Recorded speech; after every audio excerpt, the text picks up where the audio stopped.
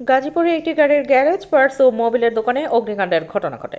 বুধবার 13 জুন বিকাল 4:30টার দিকে নগরীর সদর থানাধীন জয়দেবপুর চৌরাস্তা সড়ক ও বাংলাদেশ ধান গবেষণার 2 নং গেটের অপোজিশনে অবস্থিত আজাহারের গাড়ির গ্যারেজে অগ্নিকাণ্ডের ঘটনা ঘটে। খবর পেয়ে জয়দেবপুর ও ভোগড়া বাইপাস সহ ফায়ার সার্ভিসের 4টি ইউনিট ঘটনাস্থলে গিয়ে আগুন নেভানোর কাজ শুরু করে। আশপাশের দোকানে ছড়িয়ে পড়ার আগেই ফায়ার সার্ভিসের প্রচেষ্টায় আধা ঘন্টায় আগুন নিয়ন্ত্রণে আনতে সক্ষম হয়।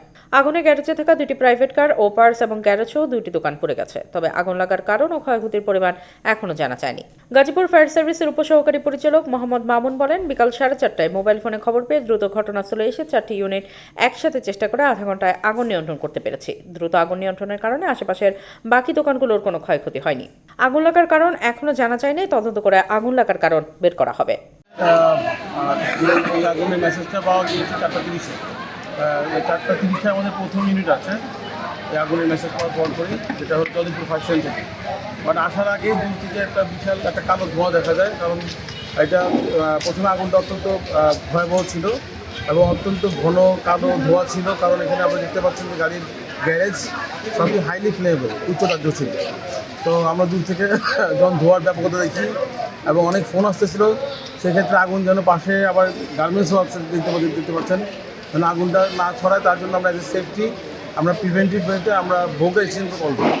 তো টোটাল 4টি ইউনিট এখানে এসে পৌঁছায় 4:30-এর দিকে, এবং আমরা মাত্র আধা ঘন্টার মধ্যে আগুনটাকে নিয়ন্ত্রণ করতে পারি। তো আপনি দেখতে পাচ্ছেন যে এটা আমরা আগুনটাকে নিয়ন্ত্রণ করি 5টার সময়। তো এখন কোনো মুক্ত। আর এখানে যেটা হলো যে আপনি দেখতে পাচ্ছেন গাড়ির গ্যারেজ, এবং এখানে অনেক কিছুই আছে। এখানে লুব্রিকেন্ট আছে, অক্সিজেন সিলিন্ডার আছে যেটাতে ঝালাই দেওয়া হয়, আবার এখানে ট্রান্সফর্মার আছে, ট্রান্সফর্মার অয়েল আছে, বিভিন্ন ধরনের জ্বালানি আছে, আবার এখানে কম্প্রেসরও মনে হয় আছে। দেখলাম যে এখানে ছোটো ছোটো বিস্ফোরণ হয়েছিল। এখানে বিভিন্ন ধরনেরই হ্যাজার্ডাস ম্যাটেরিয়াল আছে। তো গাড়ি তো হাইলি ফ্লেমেবল আপনারা জানেন। তো বাট আলহামদুলিল্লাহ আমাদের দ্রুত পদক্ষেপ নেওয়ার কারণে আমরা এই আগুনটাকে এখানে নিয়ন্ত্রণ করতে পেরেছি। ইভেন যে পাশের যে দোকানগুলো দেখতে পাচ্ছেন, ওই দোকান ছাড়া পাশের কোনো দোকানে কিন্তু আগুনটা ছড়ায় না, এবং পিছনে আবার একটা গার্মেন্টসও আছে। তো আমাদের মেইন টার্গেট ছিল এবং চ্যালেঞ্জ ছিল যেন আগুনটা